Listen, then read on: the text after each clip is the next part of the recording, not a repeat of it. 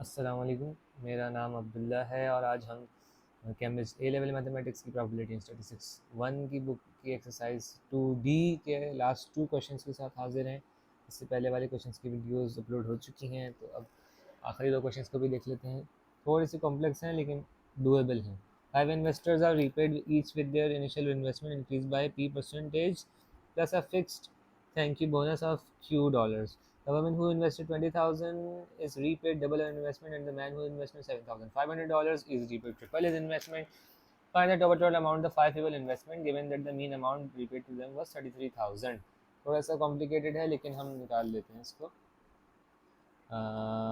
Return repaid amount is equals to initial investment plus P upon 100 interest का formula, interest जो amount है ना, plus Q जो कि थैंक यू नोट के तौर पे दी, थैंक यू के तौर पे अमाउंट अलग से दी गई है रीपेड के अलावा। इसको मिला के लिख लेते हैं। आई कॉमन निकाल लिया, 1 plus P upon 100 plus Q. वहाँ बस 2 केसेस तो उन्होंने हमें दिए हुए हैं। एक वुमेन का दिया हुआ है,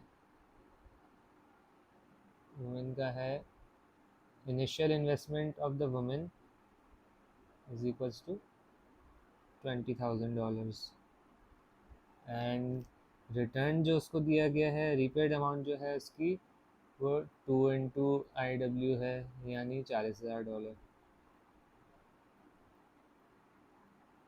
$40,000।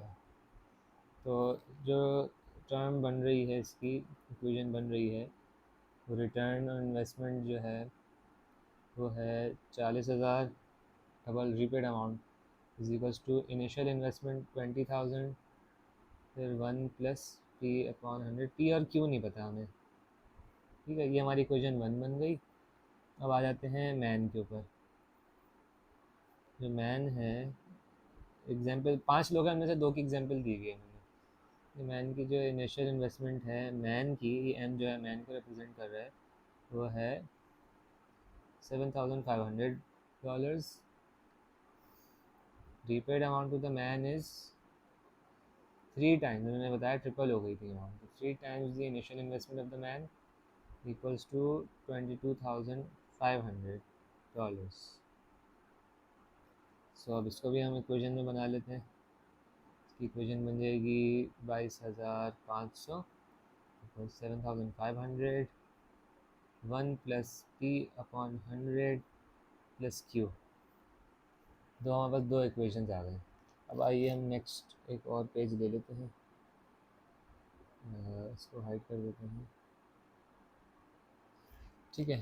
तो अब हमारे पास 2 लीनियर इक्वेशंस हो गई और उनके अंदर 2 वेरिएबल्स हैं, एक पी है और एक क्यू है। तो हम जो 1 प्लस पी अपॉन 100 एक वो है, 1 प्लस पी अपॉन 100 एक वेरिएबल कहलाएगा, 1 प्लस पी अपॉन 100 ब्रैकेट के अंदर है ना, और क्यू एक अलग वेरिएबल कहलाएगा। तो हम सपोज कर लेते हैं कि कोई भी वेरिएबल लें, के ले लें, K is equals to 1 plus P upon 100, यानी कि 1 प्लस पी अपॉन 100 की जगह हम के लिख लेंगे, ठीक है। तो पहली टर्म जो हमारी है, पहली इक्वेशन जो हमारी है वो थी 40,000 इज इक्वल्स टू 20,000। यहाँ पे 1 प्लस पी अपॉन 100 की जगह हम लिख देते हैं के प्लस क्यू। जो दूसरी हमारी टर्म थी वो थी, एक इक्वेशन थी 22500 plus two 7,500। 1 plus P upon 100, 1 plus P upon 100 की जगह के कर देंगे प्लस क्यू, ठीक है। अब subtract equation 2 from equation 1। Now subtract equation 2 from equation 1। तो भी कर लेते हैं, 40,000 माइनस 22,500 इज इक्वल्स टू 20,000 के प्लस क्यू माइनस 7,500 के प्लस क्यू, ठीक है। क्या बना ये,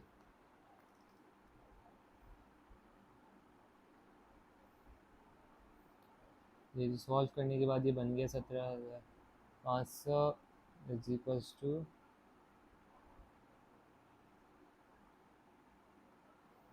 12,500 के। मैंने डायरेक्ट कर दिया सॉल्व उसको। अब आप जब इसको करेंगे तो प्लस क्यू और ये माइनस प्लस जो है माइनस क्यू हो जाएगा, तो ये क्यू कैंसिल आउट हो जाएगा और सारी सिर्फ के में वैल्यू निकल जाएंगे। तो के की वैल्यू निकल आएगी।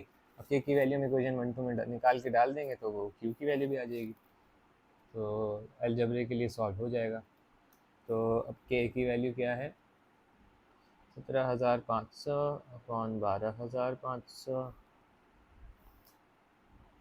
इक्वल्स टू के इज इक्वल्स टू 175 अपॉन 125, क्योंकि एक दो ये ज़ीरो कट गए, और के इज इक्वल्स टू 7 अपॉन 5, जो कि हम डेसिमल में 1.4 भी कह सकते हैं। के की वैल्यू आ गई 1.4। अब नाउ यहाँ पे कर लेते हैं सब्सटीट्यूट, ये लिखना ज़रूरी है कि बैक इनटू किसी भी इक्वेशन में डाल लेंगे आंसर आ जाएगा, इनटू हम इक्वेशन 1 में डाल लेते हैं। तो पे इक्वेशन 1 क्या थी, 22,500 इज इक्वल्स टू 7,500, यहाँ पे के की जगह 1.4 plus Q, 22,500 equals to 10,500 plus Q, Q equals to 22,500 minus 10,500, Q equals to 12,000। अब पी निकल जाएगा।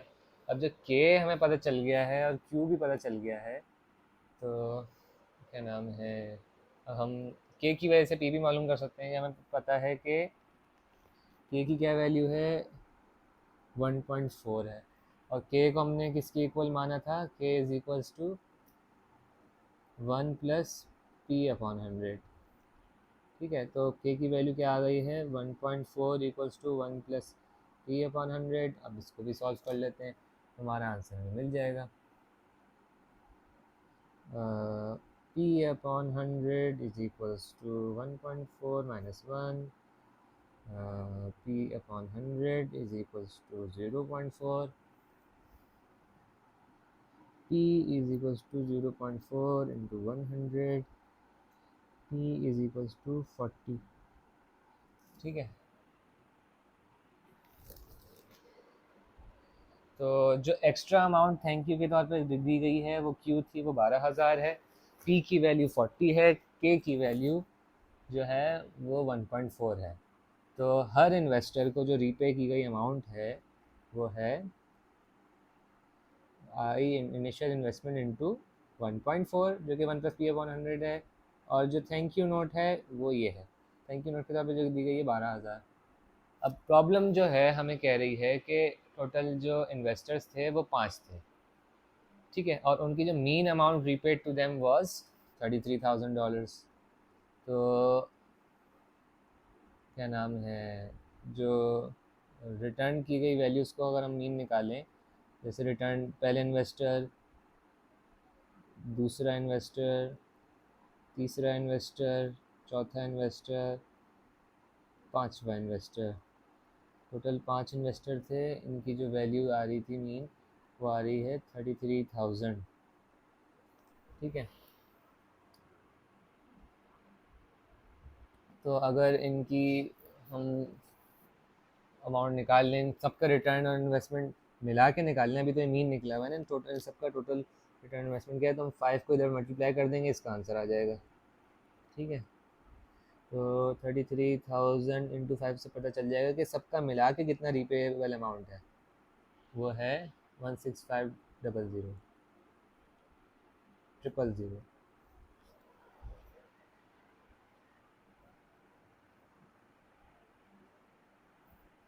अब हमें पता है कि सबको रिपेबल अमाउंट 1,65,000 है, और हमें पता है कि जो भी इन्वेस्टमेंट है उसको 1.4 से मल्टीप्लाई करके 12,000 ऐड करके दे रहे हैं। तो हम, और हमें ये भी पता है कि वो 1,65,000 के बराबर है। तो total investment of total initial investment total repaid amount आ गई हमारे पास 1,65,000। ठीक है, अब हम टोटल इनिशियल इन्वेस्टमेंट निकालनी है हमें। टोटल इनिशियल इन्वेस्टमेंट कैसे निकालेंगे? टोटल इनिशियल इन्वेस्टमेंट निकालेंगे हम इस तरह से कि 1.4 into initial investment 1 plus initial investment 2 plus initial investment 3 plus initial investment 4 plus initial investment 5।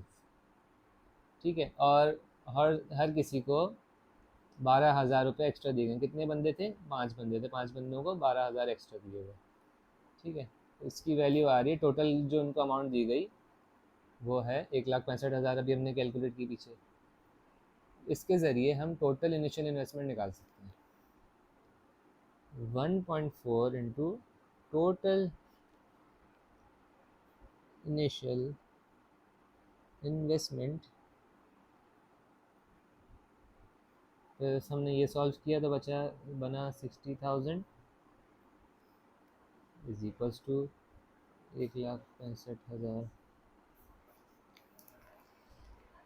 अब इसको हम इस तरफ ले जाएं अगर, क्या नाम है, ये तो एज इट इज़ यहाँ आ गया। अब 1,65,000 माइनस 60,000, फिर ये सिर्फ ऐसे ही आ गया, तो यहाँ बचा 1,05,000। फिर से लिख देते हैं टोटल आई लिख देता हूँ इनिशियल इन्वेस्टमेंट। ठीक है, अब ये 1.4 जो है इसको इधर डिवाइड करना है 1,05,000 से। यहाँ मल्टीप्लाई होता है, यहाँ तो डिवाइड हो जाएगा।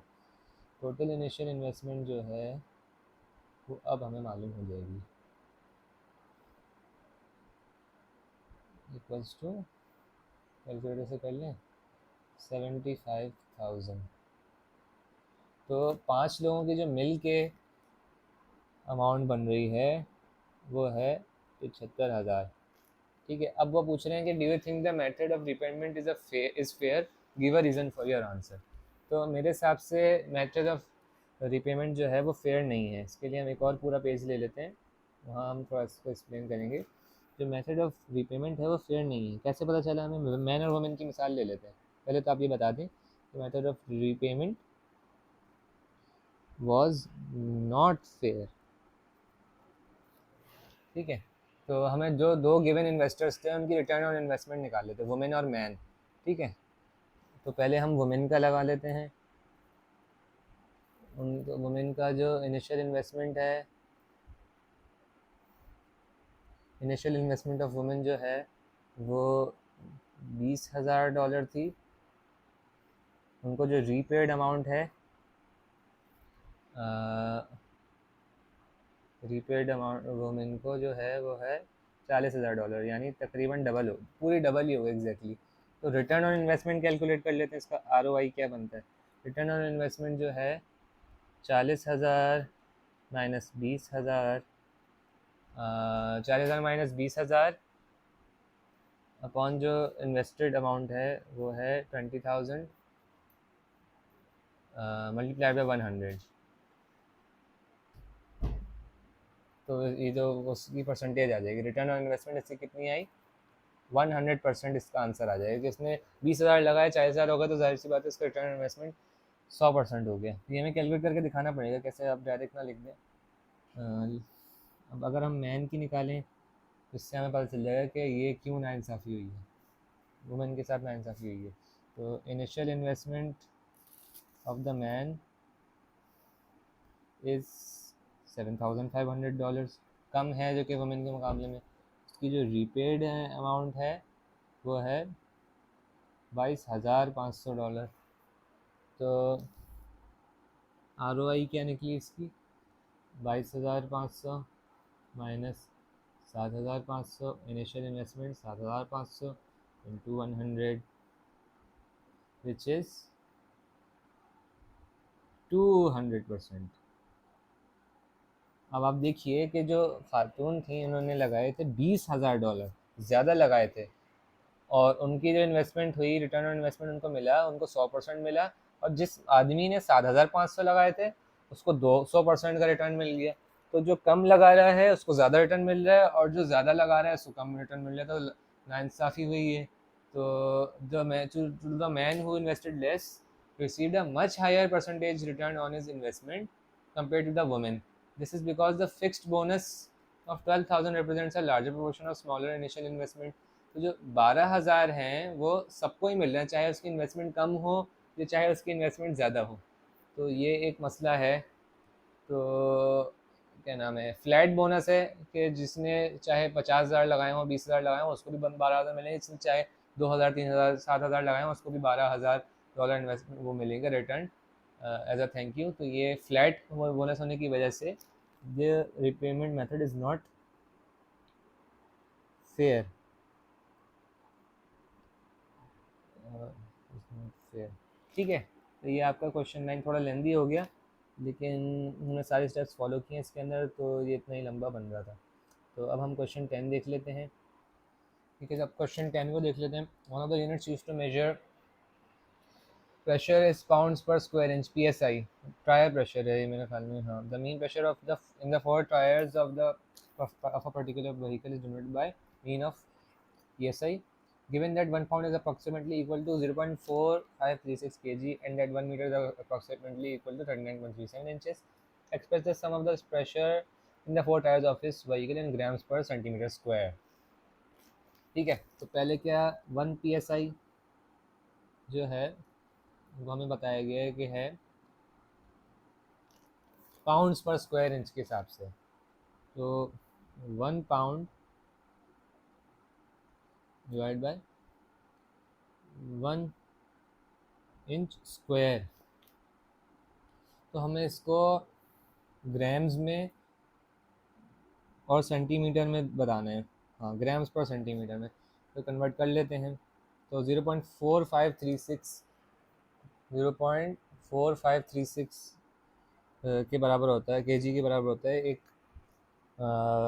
पाउंड, और अगर इसको हम ग्राम्स में कन्वर्ट कर लें तो बनता है 453.6 ग्राम्स, और डिवाइडेड बाय जो वैल्यू बनती है, एक मिनट, डबल में है तो हम डिवाइड को ऐसे लिख लेते हैं, क्योंकि ये भी जो वैल्यू मैं लिखने जा रहा हूँ ये भी अपॉन में है। तो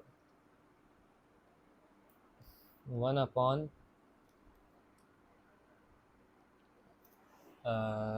0 पॉइंट, जो 1 मीटर मैंने बताया 39.37 इंचज़ है, तो 1 इंच स्क्वायर को मुझे कन्वर्ट करना है सेंटीमीटर के अंदर, तो मैंने कन्वर्ट किया तो वो बन रहा है 1 upon 0.3937 square, 0.3937 square centimetre square.